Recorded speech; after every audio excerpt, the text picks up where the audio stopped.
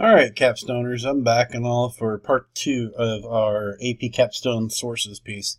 The last piece I kind of tried to do a double dipping, focusing on the information for AP Lit and AP Capstone that kind of overlapped. Truth be told, in the future I'll probably want to, re-recording the videos as separate entities for future capstone courses, but really kind of accomplished a couple of things and all I needed to have in the last video. The main thing is that, focusing on how to actually do citations correctly, how to do the in-text parentheticals correctly. For those of you that are sticking with the APA citation style, which I still think is advisable in many regards, just based on information that I observed from my AP Summer Institute training, a couple of things that I need to put in there. The Purdue L does have an in-text citation piece and all for APA citations, so it kind of walks you through that whole process. It covers citing all types of sources, and the same fears that you need to have about using external citing sources like easybib.com for an AP Lit course still exist within AP Capstone.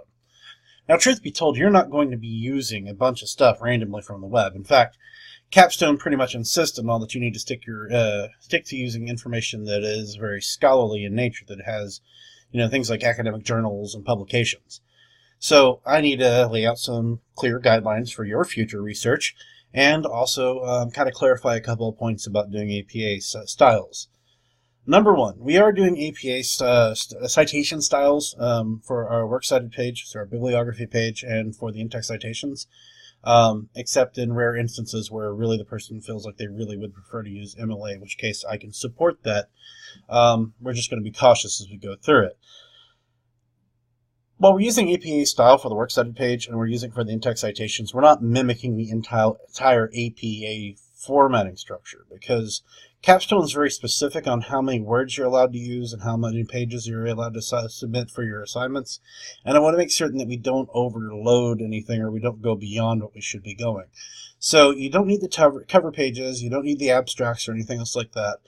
For our in-class work, you're still going to write the paper just as you normally would do, with the traditional heading, page numbers, etc. But a couple things we're going to make certain we do from this point forward. Number one, we're not going to insert our last names with our page number.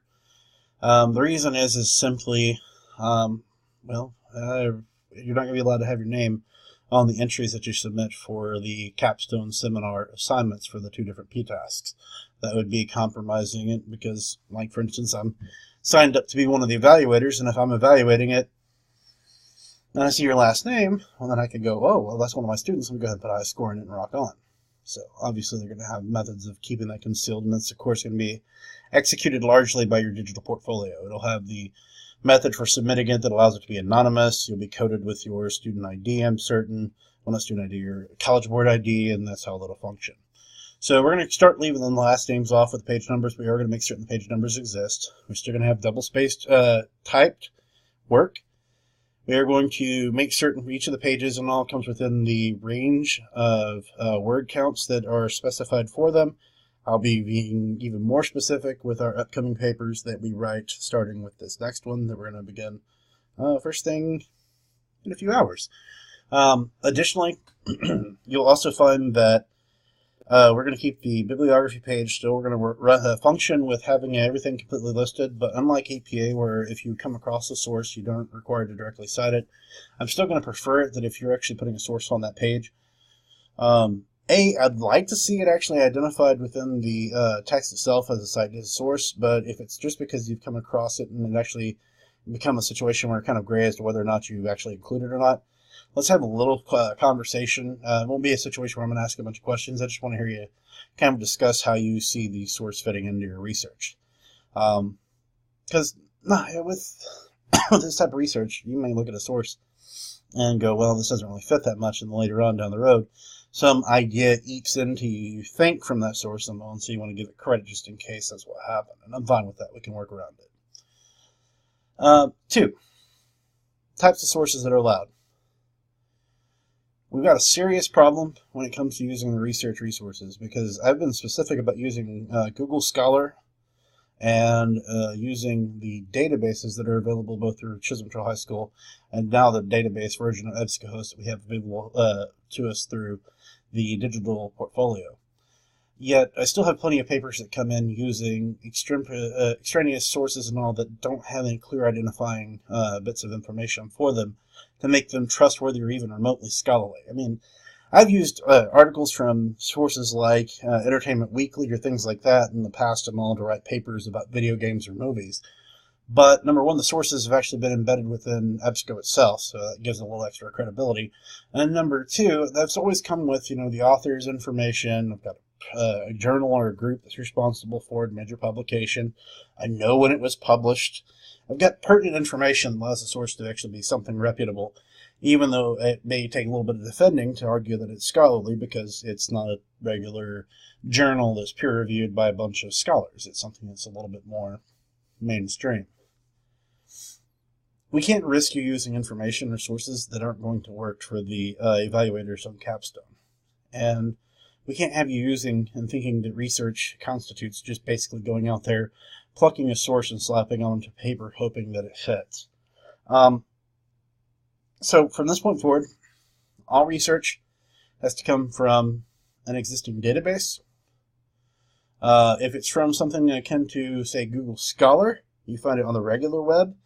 You're going to have to run it by me. That means you're going to have to actually print out the article component of it, bring it to me, give me a chance to look at it, and then I want to have a conversation about whether the source is going to get included or not. I want to have an actual conversation about your intentions of using that source.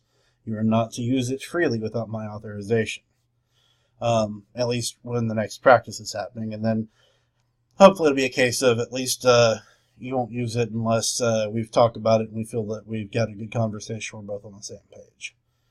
Additionally, you can use books.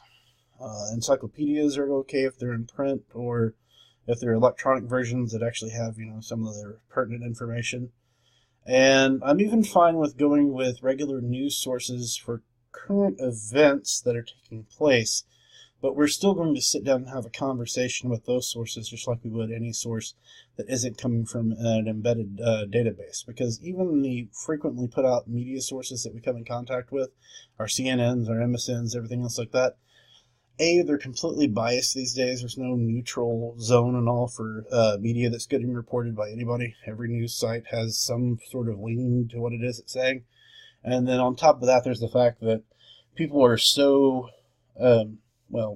major news sources are in such a rush to try and be able to compete against things like social media and people individually publishing information that sometimes they get a little ahead of themselves and they'll publish something before they actually know all the facts. And so we want to make certain we're doing stuff and all really to be critical of the pieces.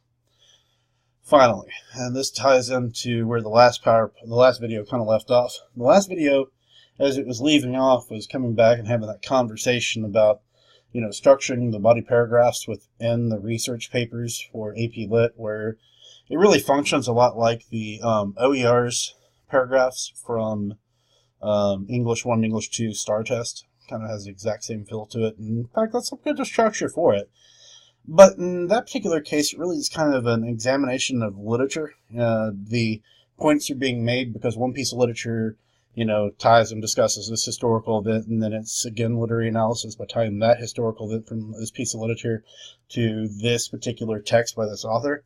So the conversations, really, each one of the paragraphs, it's more of a functioning literature review as opposed to something that is original or insightful or argumentative completely in and of itself.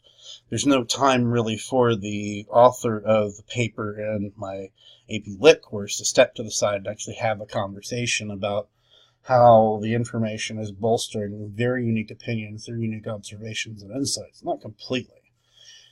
Your papers are different because they fundamentally need to have that. You need to have a combination of a literature review where you're reviewing the information that's pre-existing, the conversations that are happening already about your topic that you've decided to write about.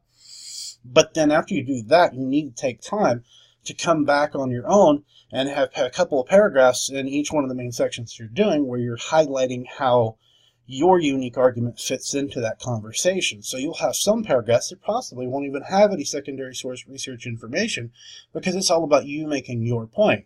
You may tie back to a name or an individual from a past citation, from a past paragraph, but those paragraphs are going to be 100% you, as opposed to, say, anywhere from 70 to 80% year, like it would be with a literature review style paragraph. So your writing is going to be fundamentally different. And we're going to have to work on that really heavily with this next paper, because we'll have a little bit of time to do a practice Q1 again, sorry, P-Task 1, before we have to rush into the main thing on January 3rd. So this next paper that we write, we're really going to heavily be focusing on the paper. We're going to have the presentation that's going to be there, but we're going to focus on each of you individually as individual units putting together solid paper. And to do that, we're going to do it all in OneNote. We're going to use the OneNote accounts so that I can witness everything that's going on. I can be a little bit more active on a daily basis. You're going to have to bear with me some because I did a lot of papers to be caught up on each day. But you are all going to be actively writing, actively working, actively producing during my class and beyond in order to be able to survive this next major project. And you're going to have to put the work in. Those of you that it was obvious that you waited to the last second, we caught you in the conversations, you know you can't afford to do that. So, again, as always, look for more information coming to a AP Capstone course near you. Tomorrow we will start work on our very first individual research-based P-Task 2, where you're all on your own, and it should be one heck of an exciting adventure and all for the next few weeks as we head into the Thanksgiving break. I appreciate your attention, and have a great one.